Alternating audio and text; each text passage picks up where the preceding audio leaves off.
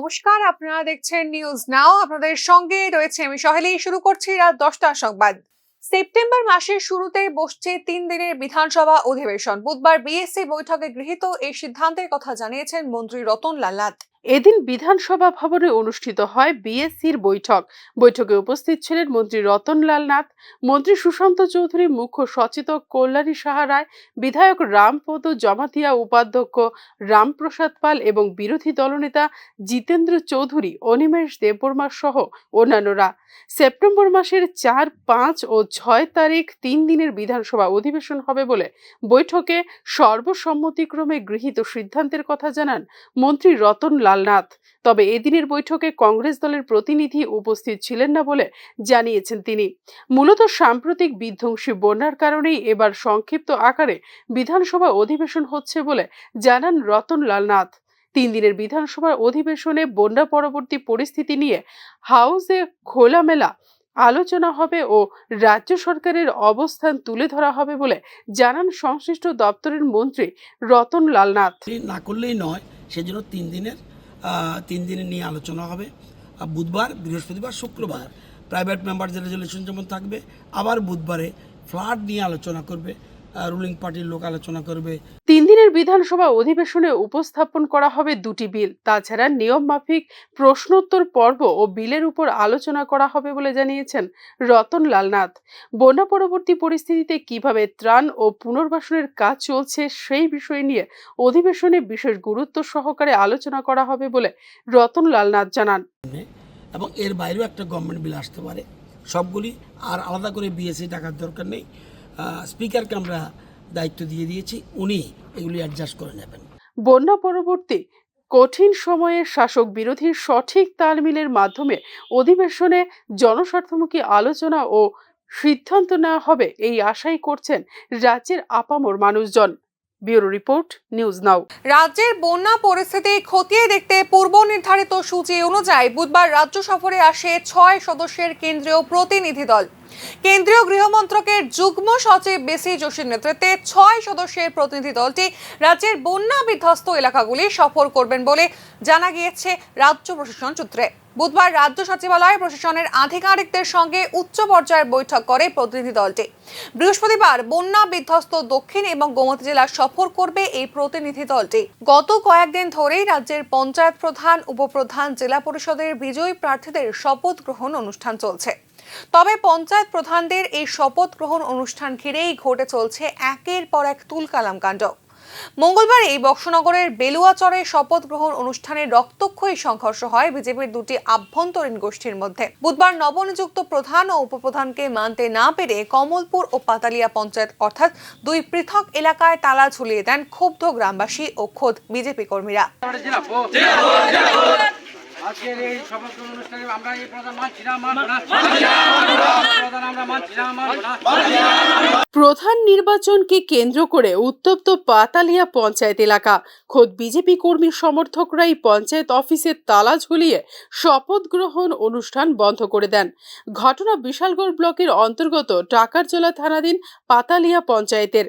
জানা যায় বর্তমান পঞ্চায়েত প্রধান দেবশ্রীশীল ভৌমিকের কোনো রাজনৈতিক পরিচয় নেই। অভিযোগ তাকে দলের নির্দেশেই পঞ্চায়েত প্রধান করা হয়েছে। এই বিষয়ে প্রাক্তন পঞ্চায়েত প্রধান মমতা দাসের নেতৃত্বে পঞ্চায়েতে তালা ঝুলিয়ে শপথ গ্রহণ বয়কট করেন বিজেপি কর্মীরা। তাদের দাবি, বিজেপির রাজ্য নেতৃত্ব এসে কথা বলে সমস্যার সমাধান করলে তবেই শপথ গ্রহণ অনুষ্ঠিত হবে।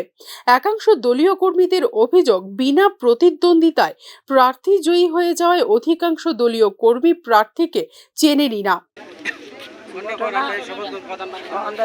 শপথ মানি না, শপথ আজকে হইতো না। প্রধান জনগণ মানতেছে, হয়তো জনগণ কেউ মানে নাই। প্রধান কোন প্রধানে মানে না, নতুন প্রধান মানে না। এই জন্য তারা উপর স্তরের নেতারা আয়ের নেতৃত্ব স্থানীয় তারা আয়া আমরা কথা কব। কোন জায়গা এটি, কোন পঞ্চায়েত? এটা পাতালিয়া পঞ্চায়েত, শান্তিবাজার পাতালিয়া না, পাতালিয়া পঞ্চায়েত। এখন আপনি কি চাই? আমি চাই কি, জনগণ চায়, এই প্রধান মানে না। প্রধান নাম কি? প্রধানের নাম কি জানি, আমি তো কই জানি প্রধান জানি না প্রধানের নাম দিছে মন নাম থাকবো আমরা দেখছি না এই প্রধান রে প্রধান তো আমরা নাম কইতে নতুন আইনা তুলে দিছে নবনিযুক্ত পঞ্চায়েত প্রধান ও উপপ্রধানকে মানতে না পেরে বুধবার গ্রাম পঞ্চায়েতের তালা ঝোলালেন ক্ষুব্ধ গ্রামবাসী। ঘটনা কমলপুর বিধানসভার দুর্গাচমুনি ব্লকের মোহনপুর পঞ্চায়েতে।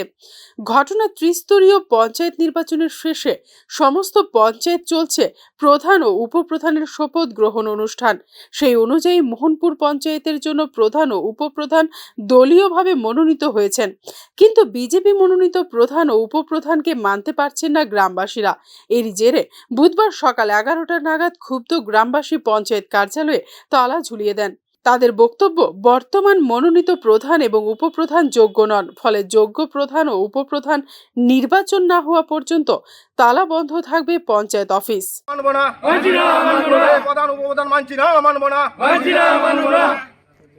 আমরা মোহনপুর পঞ্চায়েতের প্রধান উপপ্রধান যে সিলেকশন করা হয়েছে তা আমরা মানি না।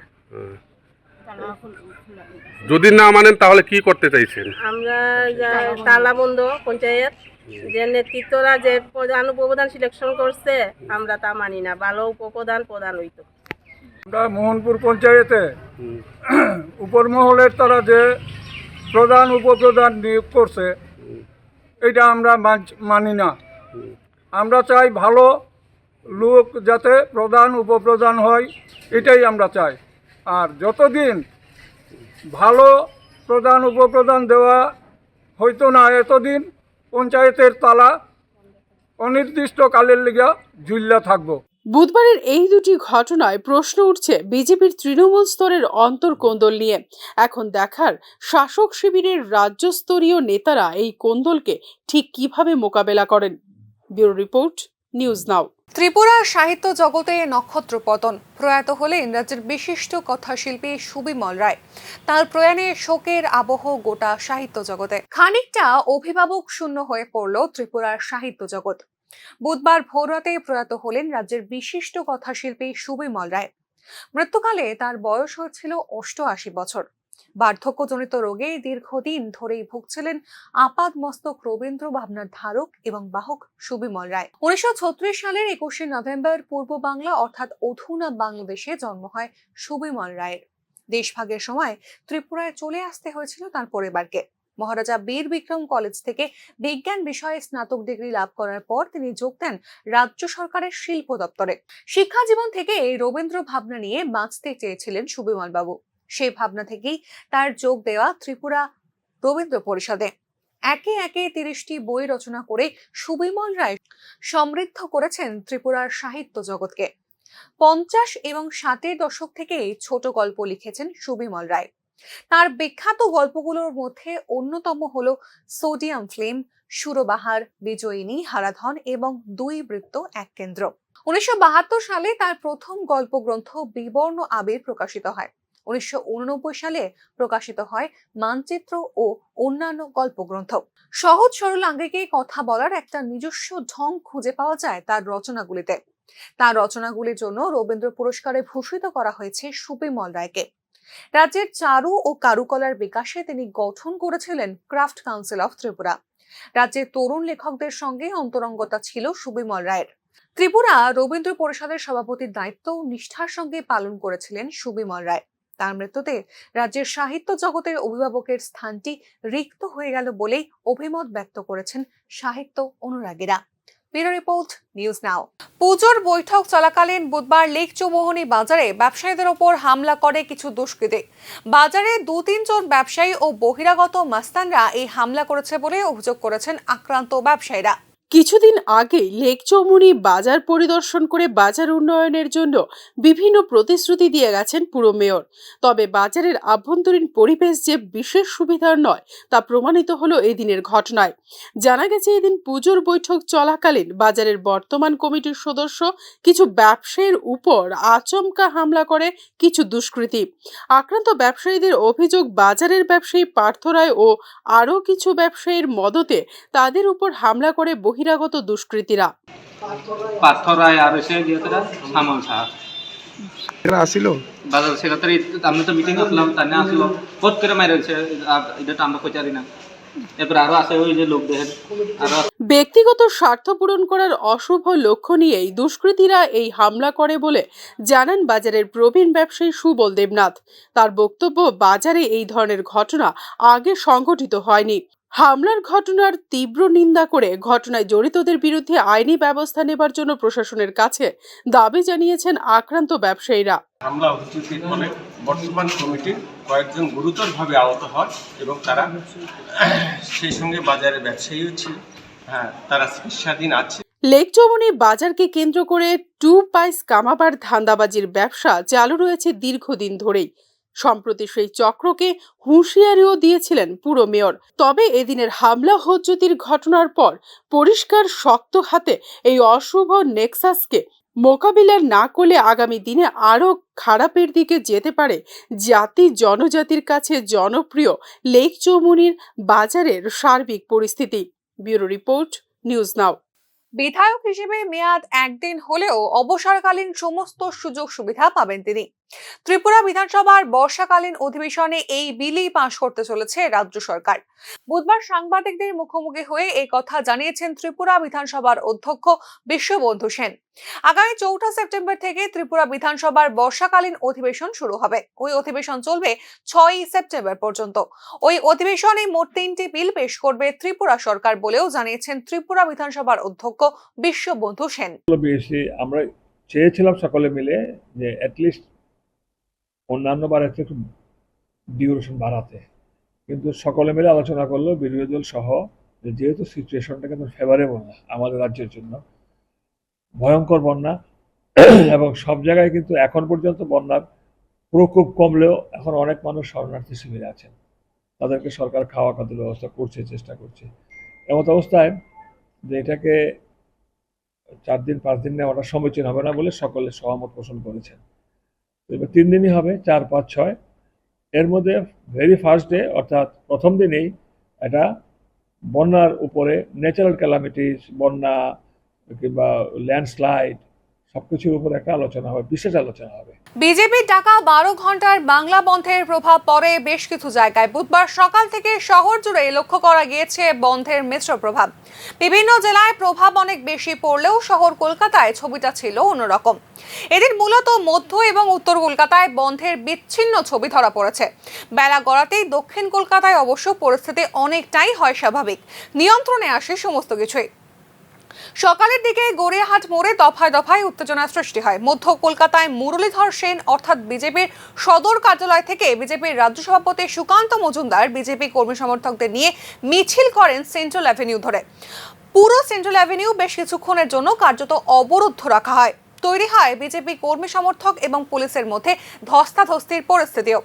বন্ধের সমর্থনে বিজেপি কর্মী সমর্থকদের বিক্ষোভে দফায় দফায় উত্তেজনা ছড়ায় গড়িয়াহাট মোড়ে। অপরদিকে মঙ্গলবার ছিল বিজেপির নবান্ন অভিযান, তা ঘিরে ব্যাপক অশান্তিও ছড়িয়েছিল। আর এই অভিযানে বহিরাগত কারা অশান্তি ছড়াতে এসেছিল সেই প্রশ্ন তুলেই কার্যত সবাইকেই চিহ্নিত করে শাস্তি দেওয়া হবে বলে হুঁশিয়ারি দিয়েছেন মুখ্যমন্ত্রী মমতা বন্দ্যোপাধ্যায়। প্রাত্যহিক নগর জীবনের ব্যস্ততার কারণে নিজের থেকে ঘরবাড়ি তৈরি করা সম্ভব হয়ে উঠছে না অনেকের কাছেই। স্বাভাবিক কারণে ফ্ল্যাট বাড়ি ক্রয় করার প্রবণতা বাড়ছে শহর আগরতলায়। প্রেক্ষিতে জাঁকিয়ে বসেছে ফ্ল্যাট বাড়ি তৈরি এবং বিক্রির ব্যবসা। স্পষ্ট ভাষায় বলতে গেলে শুরু হয়েছে তথাকথিত ফ্ল্যাট ব্যবসার বারবারন্ত। রেরা আইনকে বৃদ্ধাঙ্গুষ্ঠ দেখিয়ে শহর আগরতলায় দেদার চলছে ফ্ল্যাট বাড়ি তৈরি এবং বিক্রির বাণিজ্য। নিউজ নাওয়ের বিশেষ প্রতিবেদনে আজ আমরা তুলে ধরছি রেরা আইনকে ফাঁকি দিয়েই কিভাবে স্মার্ট সিটি আগরতলায় বাড়ছে তথাকথিত প্রমোটিং বাণিজ্য, যেখানে আর্থিকভাবে ক্ষতিগ্রস্ত হচ্ছেন ক্রেতা সাধারণ। পার্বতী ত্রিপুরার রাজধানী স্মার্ট সিটি আগরতলা উত্তর পূর্ব রাজ্যগুলির মধ্যে অন্যতম ব্যয় সাপেক্ষ শহর, যেখানে সরকারি কর্মচারী এবং ব্যবসায়ীদের আনুপাতিক হার অনেকটাই কাছাকাছি। প্রায় 5 লক্ষ মানুষের এই শহর আগরতলায় ব্যস্ততম কর্মজীবনের কারণে অনেকের পক্ষে সম্ভব হয়ে ওঠে না নিজের হাতে একটি আস্তানা তৈরি করা। স্বাভাবিক কারণে তাদের কাছে বিকল্প হয়ে উঠেছে আবাসনের ফ্ল্যাট বাড়ি। G+3, G+4, আবার কোথাও G+5 এর তথাকথিত সর্বাধুনিক সুবিধাযুক্ত ঢাউস ঢাউস বিজ্ঞাপনের কারণে শহর আগরতলা আজ স্বপ্নের মহানগরী। আর এখান থেকেই জন্ম নিয়েছে আইনকে বৃদ্ধাঙ্গুষ্ঠ দেখিয়ে তথাকথিত প্রমোটিংয়ের ব্যবসার রমরমা। ফ্ল্যাট বাড়ি নির্মাণ এবং বিক্রি এই দুটি বিষয়ের ফাঁদে পড়ে আর্থিক ক্ষতির সম্মুখীন হতে হচ্ছে একাংশ সাধারণ মানুষকে। রাজ্যের নির্মাণ সংস্থা রিয়েল এস্টেট রেগুলেটরি অ্যাক্টকে বাইপাস করেই আবাসন এবং ফ্ল্যাট বাড়ি তৈরি ও বিক্রির ছাড়পত্র আদায় করে নিচ্ছেন বলে অভিযোগ একাংশ মহলের। আবাসন এবং ফ্ল্যাট বাড়ি তৈরি ও বিক্রির ক্ষেত্রে সক্রিয় সরকারি নজরদারির অভাবে প্রতারিতদের সরাসরি আদালতে যাওয়া ছাড়া থাকছে না আর কোনো উপায়। Real estate regulation and development act বা রেরার নির্দেশিকাগুলিকে উপেক্ষা করেই চলছে ফ্ল্যাট বাড়ি তৈরি এবং বিক্রির বাণিজ্য। রিয়েল এস্টেট রেগুলেশন অ্যাক্ট বা রেরা বাড়ি ক্রেতাদের অধিকার রক্ষার জন্য প্রয়োজনীয় প্রবিধান প্রবর্তন করেছে। এই রেরা সম্পর্কে যথেষ্ট জ্ঞানের অভাবে অনেক ক্রেতাদেরই শিকার হতে হচ্ছে প্রতারণার। আবাসন বা ফ্ল্যাট নির্মাণ সমাপ্তিতে বিলম্বের কারণে 10% সুদ ভিত্তিক জরিমানা করার বিধান রয়েছে আইনে, কিন্তু অনেক ক্ষেত্রেই বছর গড়িয়ে গেলেও নির্মিত ফ্ল্যাটগুলি তুলে দেওয়া হচ্ছে না সংশ্লিষ্ট ক্রেতাদের হাতে। ফ্ল্যাট বাড়ি তৈরি করতে গিয়ে যেখানে সয়েল টেস্টিং করে উপযুক্ত পাইলিং করার বিধান রয়েছে, সেই ক্ষেত্রেও একাংশ প্রমোটার নির্ধারিত গভীরতার আগেই শেষ করছেন পাইলিং এর কাজ। এইখানেও উপযুক্ত নজরদারির অভাবে প্রতারণার শিকার হচ্ছেন একাংশ ক্রেতা। রিয়েল এস্টেট ব্যবসা এবং জমি বিক্রির জন্য জলাশয়গুলিকে অবৈধভাবে ভরাট করে ফ্ল্যাট বাড়ি তৈরি ও বিক্রি করা শহর আগরতলার অনেক দিনের ব্যাধি। এই ক্ষেত্রে এখনো একাংশ বিল্ডিং নির্মাতা পেছনের দরজা দিয়ে আদায় করে নিচ্ছেন প্রয়োজনীয় আদেশ। আপৎকালীন সময় বিশেষ করে অগ্নিকাণ্ডের কথা মাথায় রেখে ফ্ল্যাট কমপ্লেক্সের দুই দিকে প্রশস্ত নির্গমনের ব্যবস্থা থাকার বাধ্যবাধকতাকেও আমল দিচ্ছেন না ভবন নির্মাতাদের একাংশ। আবাসন প্রকল্প সম্পূর্ণ হওয়ার আগেই হাতে গোনা কয়েকটি ফ্ল্যাট তৈরি ও বিক্রি করে আদায় করে নিচ্ছেন আবাসন প্রকল্প সম্পূর্ণ হবার শংসাপত্র বা কমপ্লিটেশন সার্টিফিকেট। সিসি পাওয়া মাত্রই নিয়ম মতো পুরো আবাসনের মূল্যায়ন ও সম্পত্তি করের আওতায় চলে আসে, অর্থাৎ বিক্রি হওয়া ফ্ল্যাটের পাশাপাশি অবিকৃত ফ্ল্যাটের উপরেও ধার্য হয় সম্পত্তি কর। এবার কোনো ক্রেতা হয়তো ওই আবাসনের একটি অবিকৃত ফ্ল্যাট 3 বছর পরে কিনলেন, কিন্তু প্রমোটার ডেভেলপার ফ্ল্যাটের সম্পত্তি কর সংক্রান্ত বিষয়টি তার কাছে খোলাসা না করায় বিগত 3 বছরের সম্পত্তি করের বোঝা চাপে ওই ক্রেতার উপরেই। অর্থাৎ তখন জ্ঞানত বা অজ্ঞানতা বশত ক্রেতাকেই মেটাতে হয় সেই অতিরিক্ত অর্থ। এই ক্ষেত্রেও রয়েছে উপযুক্ত নজরদারির অভাব। রিয়েল এস্টেট রেগুলেটরি অথরিটির নির্দেশ অনুযায়ী ফ্ল্যাট এবং অ্যাপার্টমেন্টগুলি শুধুমাত্র কার্পেট এলাকার উপর ভিত্তি করে বিক্রি করার বিধান থাকলেও অনেক ক্ষেত্রেই তার মান্যতা দেওয়া হচ্ছে না বলেও অভিযোগ করেছেন ক্রেতারা। নজরদারির অভাবে ফ্ল্যাট বা আবাসনগুলির বিক্রয় মূল্য নির্ধারণ করা হচ্ছে মর্জি মাফিক। নিম্নমানের নির্মাণ সামগ্রী ব্যবহার, প্রয়োজনীয় অনুমতির অভাব, ফ্ল্যাট নির্মাণে অবৈধ জমির ব্যবহার, ভুলভাবে অর্জিত সম্পত্তিতে ফ্ল্যাট বাড়ির নির্মাণ এবং বিক্রির অভিযোগগুলির ডজন ডজন মামলা ঝুলে আছে আদালতে। মুখ্যমন্ত্রী বিপ্লব কুমার দেবের মুখ্যমন্ত্রীত্বের 2020 সালের সময়কালে রাজধানী আগরতলায় উঁচু ভবন নির্মাণের উপর থেকে নিষেধাজ্ঞা তুলে দেওয়ার কারণে এখন পোয়াবারো একাংশ প্রমোটারদের বুকিং জালিয়াতি, ক্লায়েন্টের সম্মতি ছাড়াই লেআউট এবং ডিজাইনে আকস্মিক পরিবর্তন, গোপন চার্জ, অন্যায্য বাতিলকরণ, তৃতীয় পক্ষের স্বার্থ সৃষ্টি ইত্যাদি বিষয়ের ভুরি ভুরি অভিযোগ থাকা সত্ত্বেও তথাকথিত প্রমোটিং বাণিজ্য নিয়ন্ত্রণ এবং তাতে নজরদারির কোনো কংক্রিট মেকানিজম এখনো কেন গড়ে ওঠেনি ত্রিপুরায়, তা নিয়েই প্রশ্ন তুলছেন সাধারণ মানুষ। আইনকে উপেক্ষা করে আবাসন নির্মাণ এবং ফ্ল্যাট বাড়ি বিক্রির যে রমরমা বাণিজ্য চলছে শহর আগরতলায়, তাতে লাগাম টানতে প্রশাসনিক স্বচ্ছতার দাবিও রয়েছে সাধারণ মানুষের। ব্যুরো রিপোর্ট, নিউজ নাও। মানবিক রাজনীতির পরিচয় দিয়ে বন্যায় ক্ষতিগ্রস্ত মানুষদের সাহায্য করছে শাসক বিরোধী উভয় শিবিরের নেতারাই।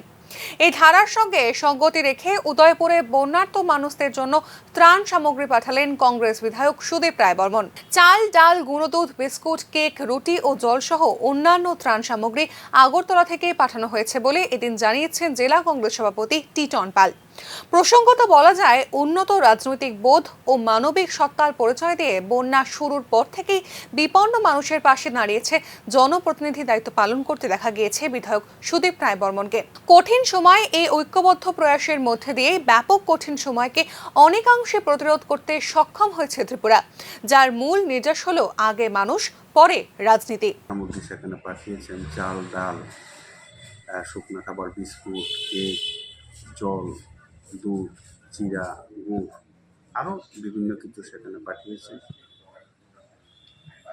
আমরা বলেছিলাম আবারও ভুল চিকিৎসায় এক রোগীর মৃত্যুর অভিযোগ জিবি হাসপাতালে। মৃতের পরিবারের দাবি, রোগীর অবস্থার অবনতি দেখেও কোনো পদক্ষেপ নেননি চিকিৎসকরা। রাজ্যের প্রধান রেফারেল হাসপাতালের সঙ্গে অভিযোগ শব্দটি বর্তমানে এক প্রকার সমান্তরাল ভাবেই চলছে।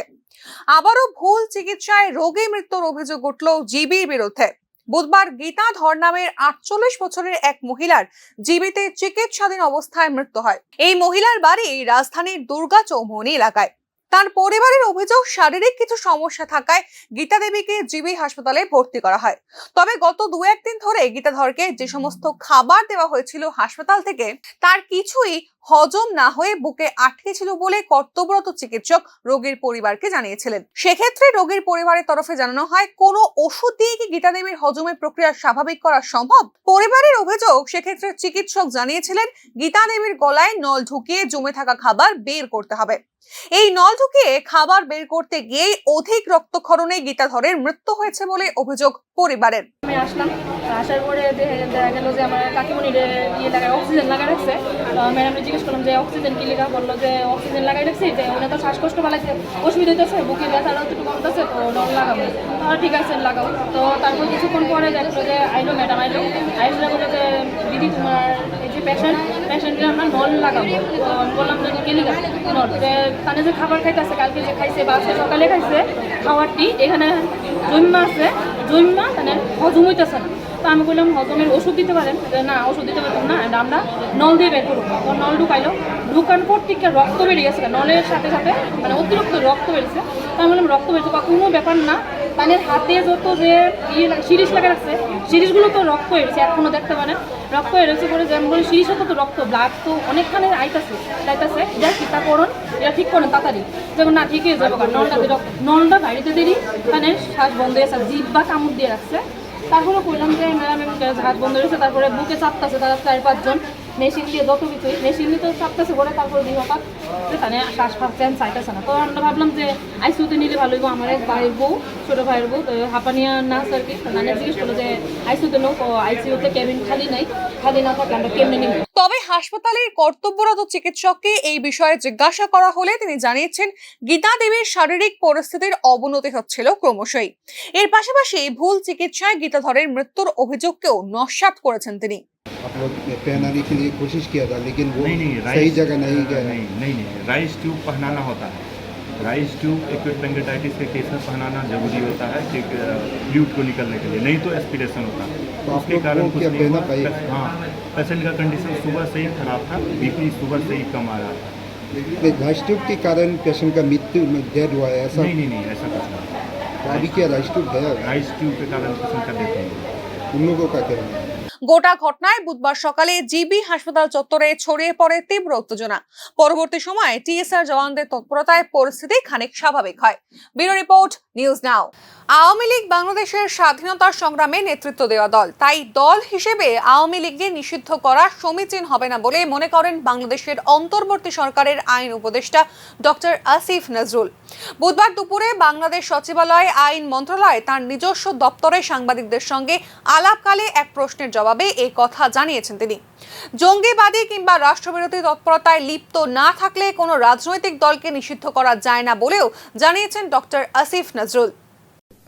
স্বরাষ্ট্র মন্ত্রণালয়ের পক্ষ থেকে পরীক্ষা করে দেখা হয়েছে, তারা যে সন্ত্রাসী হিসাবে জামাত বিএনপি জঙ্গিকে আখ্যায়িত করেছিল, ওই ন্যারেটিভের পার্ট হিসাবে তারা জামাতকে সন্ত্রাসী সংগঠন হিসাবে হঠাৎ করে ঘোষণা করে একটা প্রজ্ঞাপন জারি করে।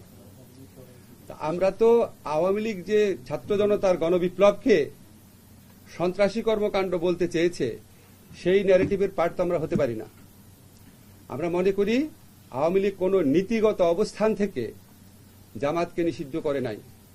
আওয়ামী লীগ রাজনৈতিক অপকৌশলের জন্য ছাত্র জনতার বিপ্লবকে নির্মমভাবে দমন করার জন্য এই ইস্যুটাকে এইভাবে ব্যবহার করেছিল। তা আমরা ছাত্র জনতার গণ অভ্যুত্থানে পরাজিত এবং প্রত্যাখ্যাত একটি দলের অন্যায় ন্যারেটিভের পার্ট হতে পারি না। এটাই হচ্ছে আমাদের বক্তব্য এবং আমাদের স্বরাষ্ট্র মন্ত্রণালয় থেকে।